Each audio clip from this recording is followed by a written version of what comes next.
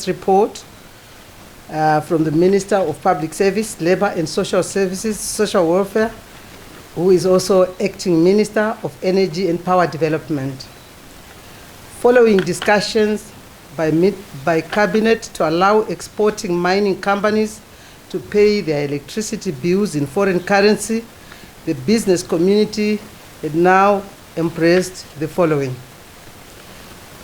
They've embraced adoption of renewable energy, including participating in net metering and smart metering technologies. They've also embraced the escalation of energy efficiency, taking note of the SADC Industrial Energy Efficiency Initiative, and also implementation of the cost reflective tariffs proposal by their members through a ring-fenced power arrangement. Furthermore, ZESA is now accessing 300 megawatts during off-peak hours. This additional power is availed through the Southern African Power Pool day-ahead market under a US $2 million facility, which was mobilized by ZETDC from its own resources. This additional power has reduced the duration of load shedding nationally in most areas. I'm sure you've noticed we are actually getting our electricity earlier than before, and it's taking longer to go in the mornings. Cabinet was informed that pertaining to 400 megawatts ESCOM power import scheme, negotiations are still underway, and that a more definitive position on the outcome of the negotiations would be issued once the remaining loose ends have been concluded. That's for the power, energy, and power. Cabinet also received a report on ratification of the Beijing Treaty on Audio-Visual Performances. This was presented by the Minister of Justice, Legal and Parliamentary Affairs, Honorable Ziambi. The treaty provides for performers' economic rights covering reproduction, distribution, rental, and making available their performances in audio-visual formats. The benefits of ratifying the treaty to Zimbabwe include the following: ensuring that local producers and performers receive their due rewards when their audio-visual works are availed outside Zimbabwe's borders, and also guarding against the unauthorized use of performances, strengthening the local audio-visual industry through an international system of protection, and also improving of the working conditions of performers by professionalizing the industry, and finally safeguarding cultural heritage, expressions, and diversity. The treaty will therefore go a long way in uplifting the plight of the audiovisual performer and addressing the major concerns relating to their welfare and infringements of their rights. Cabinet also approved the principles for the amendment of the Administrative Justice Act, Chapter 10.28, which was presented by the Minister of Justice, Legal and Parliamentary Affairs, Honorable Ziambi. The principles seek to render the Act compliant with the provisions of the Constitution. Key features of the proposed amendments include the following: providing for a definition of administrative conduct as stipulated in Section 332 of the Constitution. Then amendment of Section 31A of the Act to reflect that every person has a right to administrative conduct that is lawful, prompt, efficient, reasonable, proportionate, impartial, and both substantively and procedurally fair. And inserting in Section 4 of the Act a provision that guarantees recourse to the Constitutional Court on administrative cases that are constitutional in nature or connected thereto. The Cabinet also considered and approved principles of the Radiation Protection Amendment Bill, which was presented by the Minister of State for Presidential Affairs and Monitoring Implementation of Government Programs, Honorable Joram Gumbo. The amendments to the Radiation Protection Act, Chapter 1515, have been prompted by the need to ensure full alignment with the International Atomic Energy Agency, IAEA, the safety standards and other international agreements. Areas of focus for the amendment of the Act will inter alia be as follows: broadening the scope of the provisions of the Act to include protection against non-ionizing radiation which have adverse effects on health, e.g. magnetic resonance imaging, telecommunications, high voltage electricity transmission, and laser technology. And then ensuring that workers exposed to radiation in the workplace are protected as part of their occupational and safety rights. Safe management of radioactive waste, disused and orphan sources. Import and export control of nuclear and radioactive sources. Safe transport of radioactive material. Regulatory control of ionizing and non-ionizing radiation, and emergency preparedness and response to nuclear incidents and accidents. Zimbabwe is signatory to a number of international conventions and treaties related to nuclear and radiation safety and security, hence the need to align its laws accordingly. We also received a report on the Food Deficit Mitigation Program. The report was presented by the Minister of Public Service, Labor and Social Welfare, Dr. Nzenza. The report showed that to date, a total of 189,042 metric tons of grain have been distributed to vulnerable households in both the country's rural and urban provinces. In Harare, the areas covered by this food distribution are Zengeza, Seke, Budiriro, Glenview, Kwadzana, Zwarasekwa, Kambuzuma, Rugare, and Glenora. They have been receiving food in these areas. In Blawayo, the areas covered are Njube, Magwegwe, Nketa, Chabalala, Kulumane, and Silwane.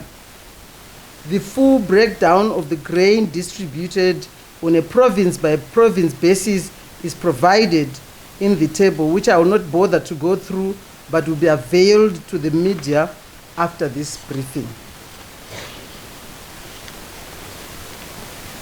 Cabinet also sought clarification from the Minister of Justice, Legal and Parliamentary Affairs on the import of Section 40 of the Marriages Amendment Bill currently before Parliament. Following the explanation by the Minister, Cabinet observed that the concept of a civil union or partnership is foreign and not consistent with Zimbabwe's cultural norms as well as its Christian values. Accordingly, Cabinet directed that Section 40, which bears reference to civil partnerships, be removed forthwith from the proposed Marriages Amendment Bill.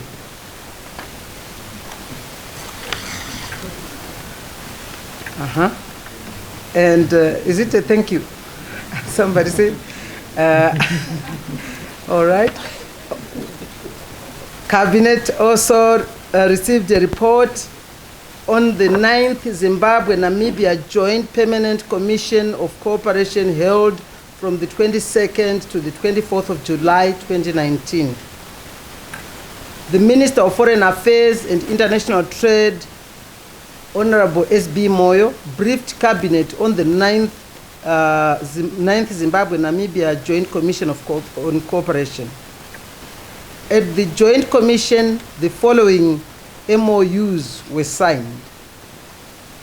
MOU on the promotion of small and medium enterprises, MOU on cooperation in science, technology, and innovation, MOU on the practical implementation of the bilateral trade agreement, MOU on mutual administrative assistance in customs cooperation, MOU on cooperation in the field of information, media, and broadcasting, and MOU between the Zimbabwe Revenue Authority and the Namibia Customs and Excise on mutual administrative assistance.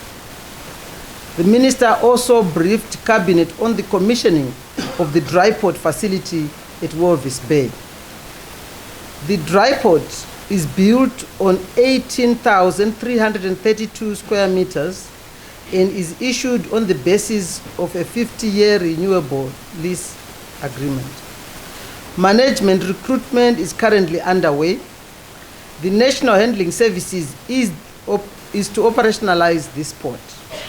Discussions will be held with the revenue authorities in order to facilitate pre-clearance of freight, thereby helping in decongesting of other ports.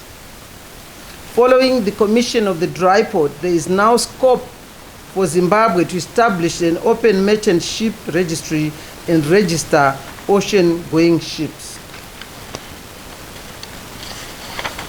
Following His Excellency President E.D. Mnangagwa's interaction with Zimbabweans in Namibia, Cabinet resolved that invitations for appointments in commissions, boards of public enterprises, and government ministries and agencies be also extended to nationals in the diaspora.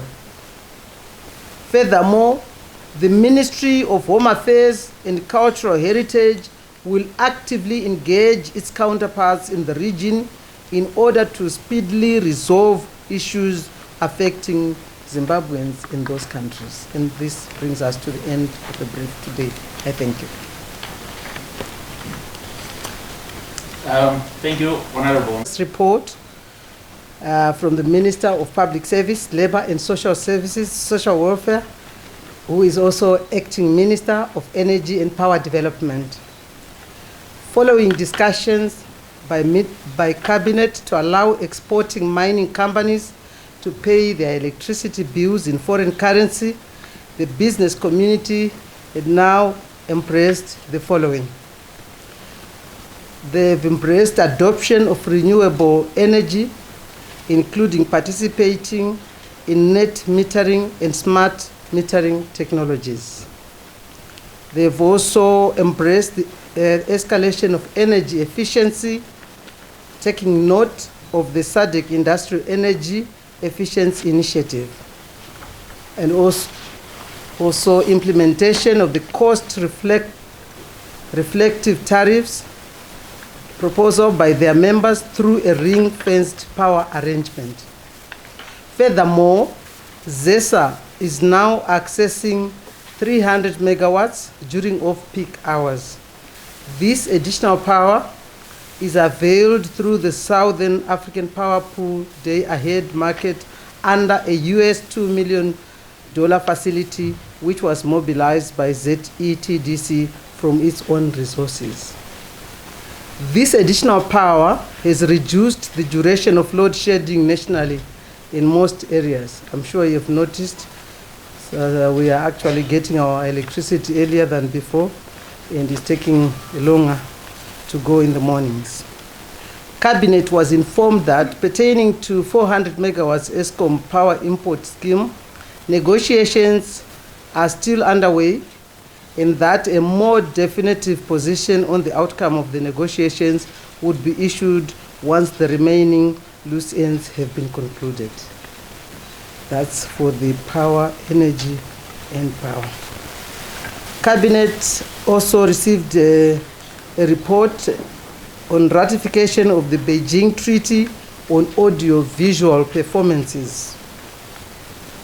This was presented by the Minister of Justice, Legal and Parliamentary Affairs, Honorable Ziambi.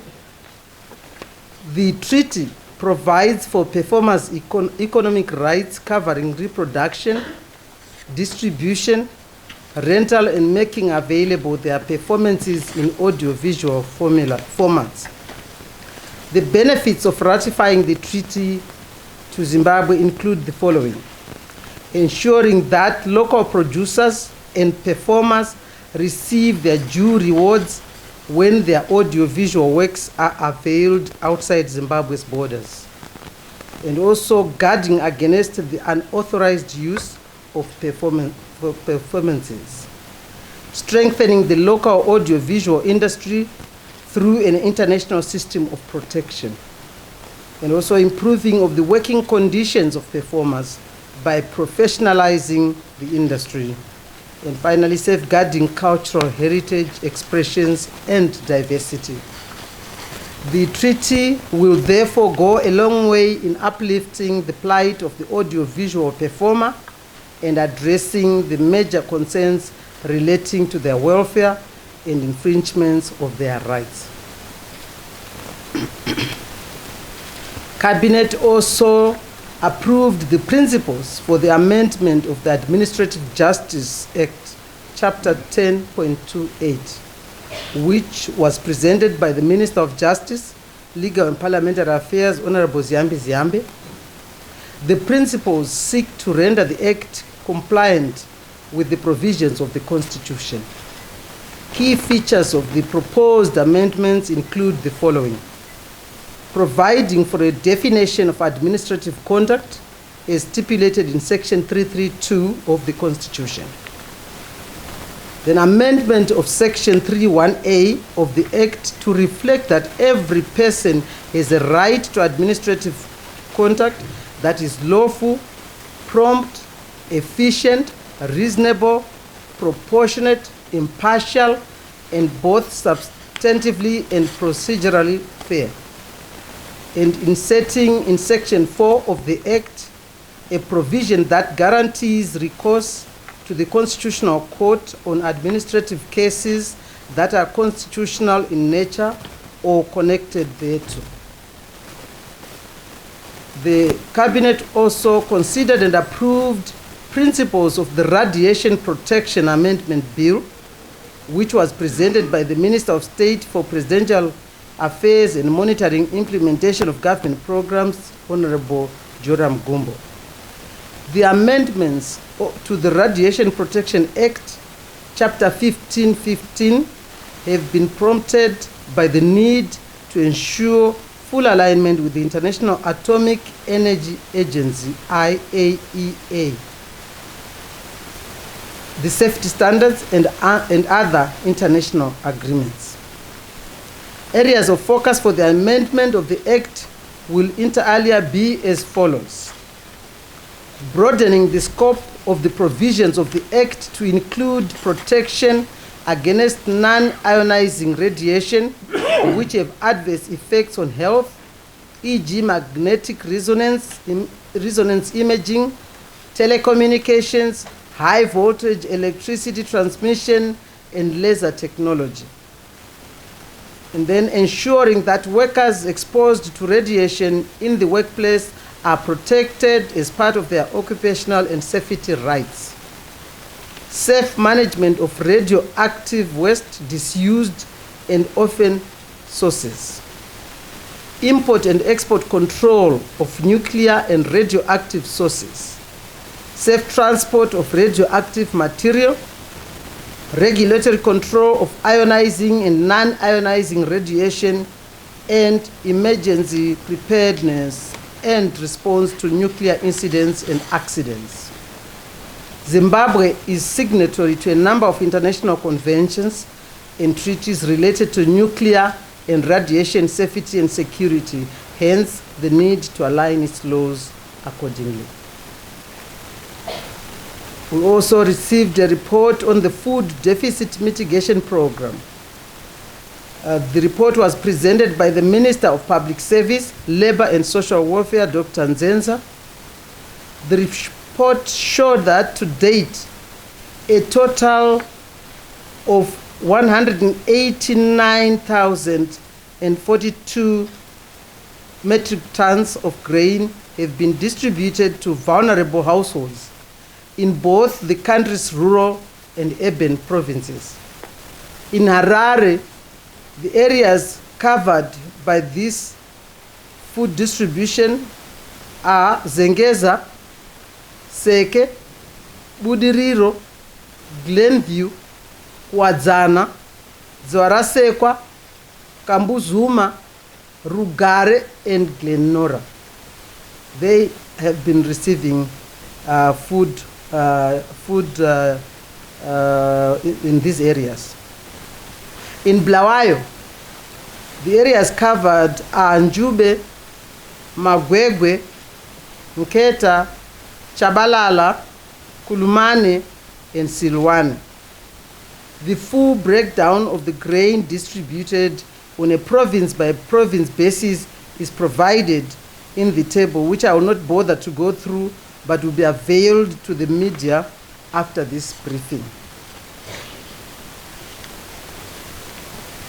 Cabinet also sought clarification from the Minister of Justice, Legal and Parliamentary Affairs on the import of Section 40 of the Marriages Amendment Bill currently before Parliament. Following the explanation by the Minister, Cabinet observed that the concept of a civil union or partnership is foreign and not consistent with Zimbabwe's cultural norms as well as its Christian values. Accordingly, Cabinet directed that Section 40, which bears reference to civil partnerships, be removed forthwith from the proposed Marriages Amendment Bill.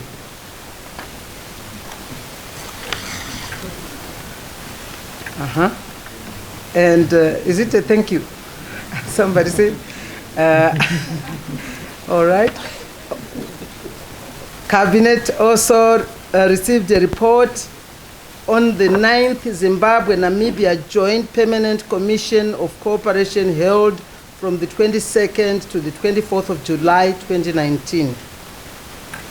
The Minister of Foreign Affairs and International Trade, Honorable S.B. Moyo, briefed Cabinet on the 9th Zimbabwe-Namibia Joint Commission on Cooperation.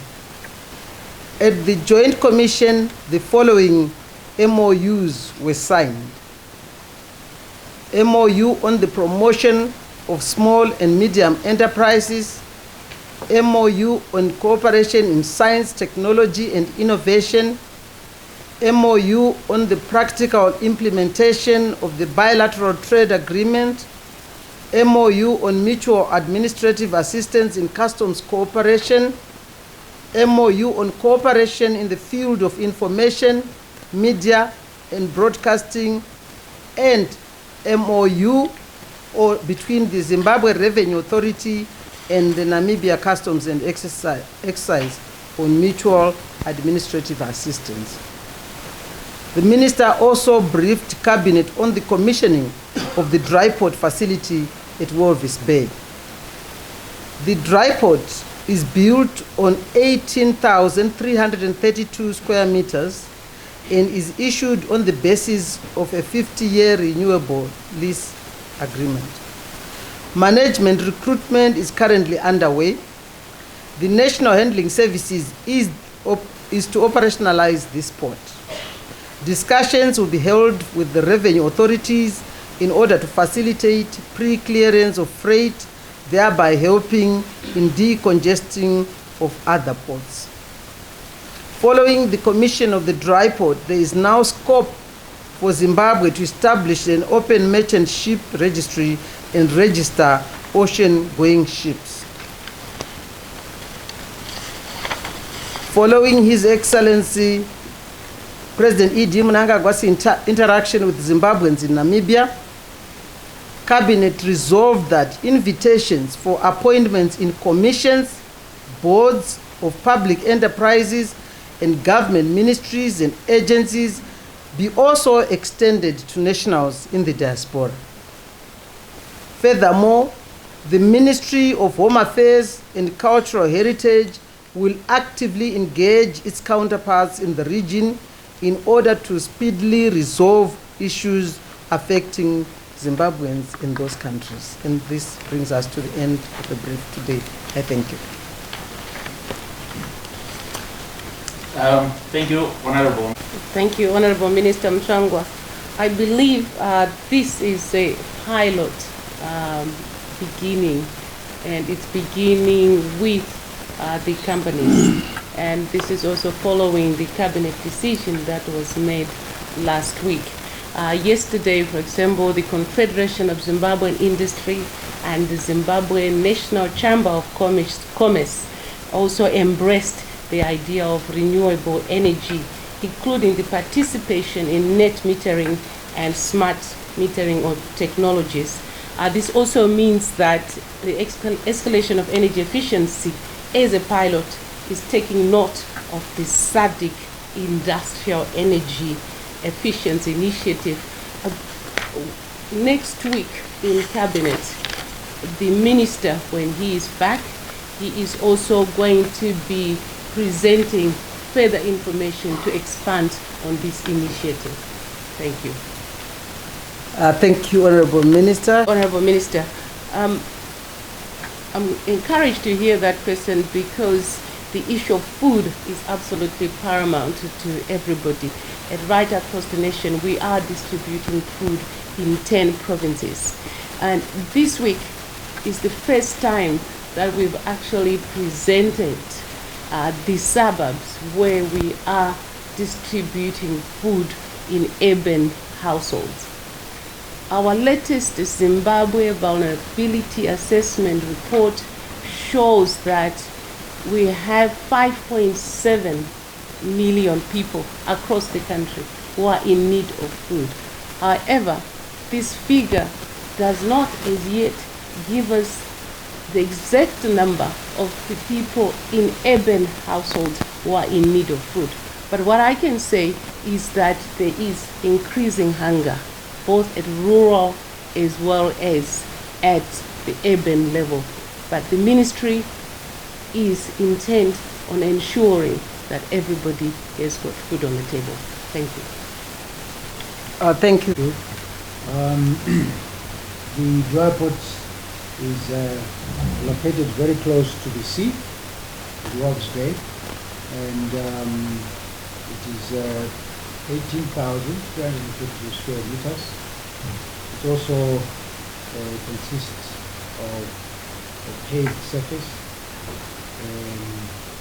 security fence, and it's concrete security fence, an office block, a guardhouse, a substation. And as you might have read, it is been commissioned to start operations. And the operations will soon start with National Handling Services operationalizing the dry port. The dry port took approximately 6 years to complete because of financial constraints, but we developed the project, and it costs 15 million Namibian dollars. So that's where we are. Thank you very much, Minister. Thank you very much. No, this cabinet always reviews legislation and points and aspects which affect the legislation which is developed before it is passed on to Parliament. And as you pass on legislation, the main purpose of cabinet is to ensure that it represents the people, and the people must be happy with a particular form of legislation which has got to be enacted. And therefore, cabinet realized in its own right that Section 40 was being misunderstood and was being misinterpreted, and therefore it was important that it had to be moved, particularly on the part of civil submission. It does not, however, exclude in the rural areas where there's been some kind of marriages which are not registered, but which have been consummated over a period of time. And with that, at least it is going to be expected that from a cultural and ethical position in the communities, as long as it is a recognized marriage, then on separation there will be an equitable distribution of whatever that partnership could have. But all what Cabinet has done is to ensure that it goes along with its reviews and its feelings of what is appropriate for the people of Zimbabwe, I think. Thank you, and I see Attorney. Honorable Minister, I think if you peruse that section 40 of the draft bill, you will notice that civil partnerships were created in that draft bill solely for purposes of distribution of the assets of the people involved in that union when they move, when they go their separate ways. The partnership relates to property. It does not relate to status, like the status of married persons. The partnership does not concern itself with the nature of the relationship in which they are. It's not recognized, not a marriage. But it was merely out of considerations of fairness that it was felt that when these people move apart, the one who is more economically empowered should not use their economic empowerment to the detriment of the other party. Let a court decide who should have what. That was the sole purpose of referring to that as a civil partnership. But as the Honorable Minister has already pointed out, it seems this is being misunderstood as a recognition that this is some form of a marriage, this is an affront to our cultural values, which is indeed correct. Culturally, we do not approve, let alone recognize, people who live together without being married, when no lobola is being paid. In terms of our Christian values, we also don't approve of people living in that fashion. And like the Minister has pointed out, Cabinet has looked into all those other issues apart from the issue of fairness and decided that we should remove reference to civil partnerships from our legislation. Such legislation exists in other countries, but Cabinet felt that in the light of our own cultural values and our Christian values, let us remove it from the bill. And, that is really all that is happening. Thank you. Thank you. I think there has been. Minister, let me begin by giving some figures on how much ZIM is generating at the moment. Zimbabwe is generating power from Rare 3, from Bulawayo, and from Munyati. This is coming through what they call the small thermals. And we're also generating some power from Kariba and also from Wange through coal. And on the second question regarding measures to plug power supply, and we could report that the Zimbabwe electricity tariff distribution is engaged a local bank to the tune of 15 million guaranteed to unlock supply of 400 megawatts from ESCOM. And at the same time, the ZETDC, which is the Zimbabwe Electricity Tariff Distribution, RBZ and ESCOM have also agreed on a payment plan. So I think these initiatives that have been put into place will enable us to have more power. On the last point regarding reviewing the electricity tariff, I'm afraid right now I haven't got the answer, but I do understand that when the minister comes back, he's going to be presenting a report next week. Thank you. You dealt with what Zimbabwe is generating at the moment. Yes, I did. I Yeah. talked about the small All right. thermal. Very good. And now the quantity. I think they want the Quantity. figures. Oh, How I'm much? sorry. Yeah. Let me give you the quantities. Under the small thermals, our achievable capacity should be 60, but we currently have 42. So Harare 3 gives us 12 megawatts, Bulawayo gives us 12 megawatts, and Munyati gives us 18 megawatts. Kariba, we should have, if we are in full capacity, we should have 1,039, but at this stage we got 461 megawatts. So overall, we do have a shortfall of minus 582 megawatts. Thank you.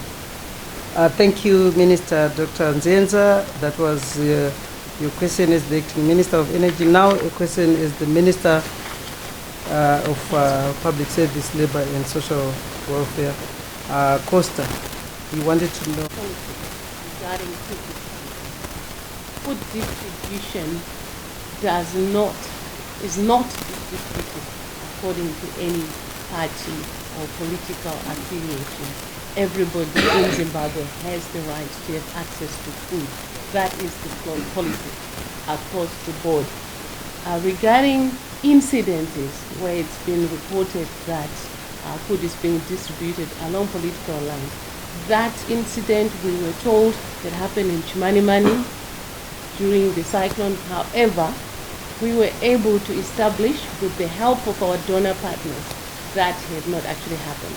But I'm not saying totally across the board it doesn't happen. If there are incidents like that, we will investigate. And we have social workers on the ground whose role is to specifically ensure that every Zimbabwean has access to food. And thank you very much, Dr. Nzenza, for that. On the next question, which farmers receive, especially when they go out there, also in the country, we are very much concerned about that. As a ministry, we have actually engaged many times SACRAs with quite a number of artists who have been to our ministry. Issues of ZBC not paying royalties, we are seized with that and making sure that at least royalties are paid. So this is something which is beneficial to when our own people are actually looked after well, they are paid well, and also their rights are being guarded against. That's what a government needs to do, to make sure that all the rights of individuals is properly guarded. So this is just in line with making sure that we uphold the Constitution. Now the other question, I was just going to come to you with all the two.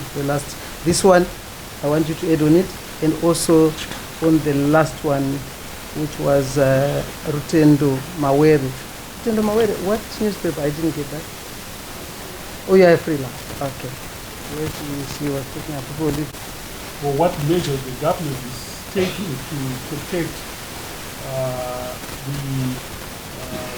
piracy? To deal with piracy. We have legislation in this country which protects intellectual property rights. And that legislation is in the form of the Copyright Act and the Patents and Trademarks Act.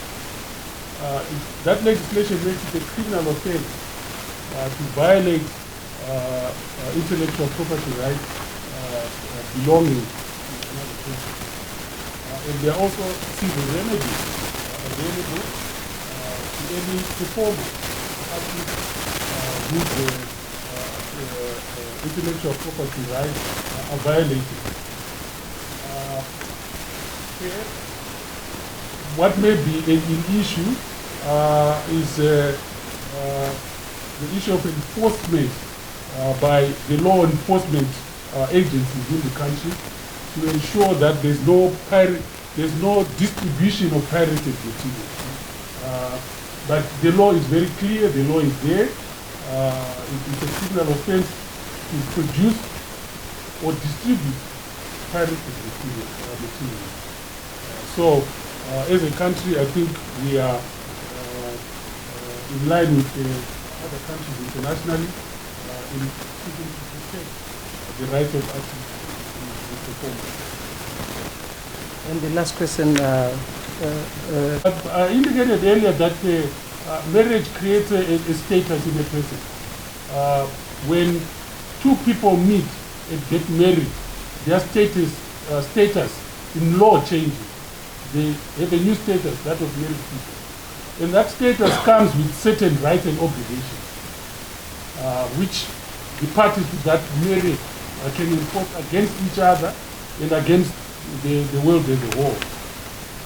Now, when two people just move and live together, the rights they have are the rights they have as individuals.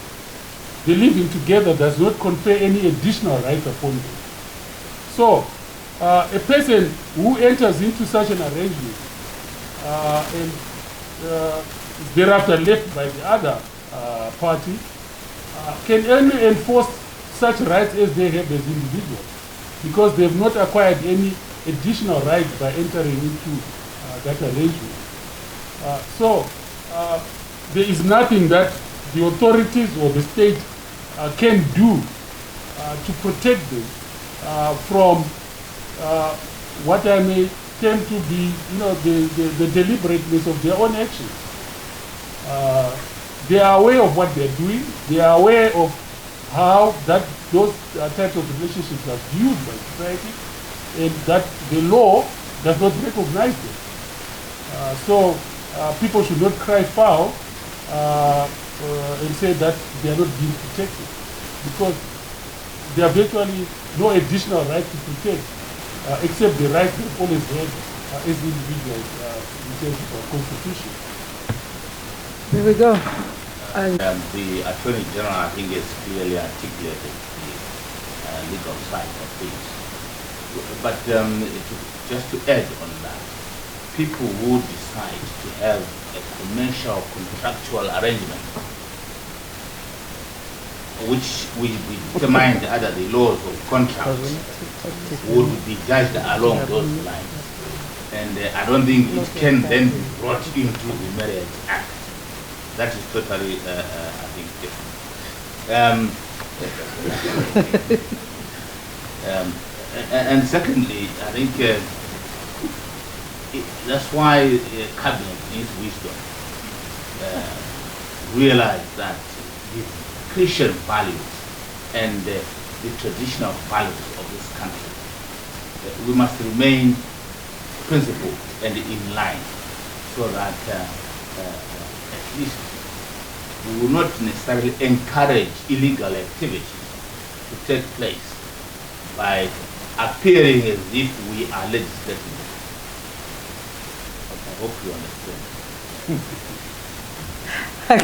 Thank you. I'm just left to thank you, my honorable ministers. And thank you. Thank you. And thank you once again. To our media partners. Yeah. Commercial arrangement.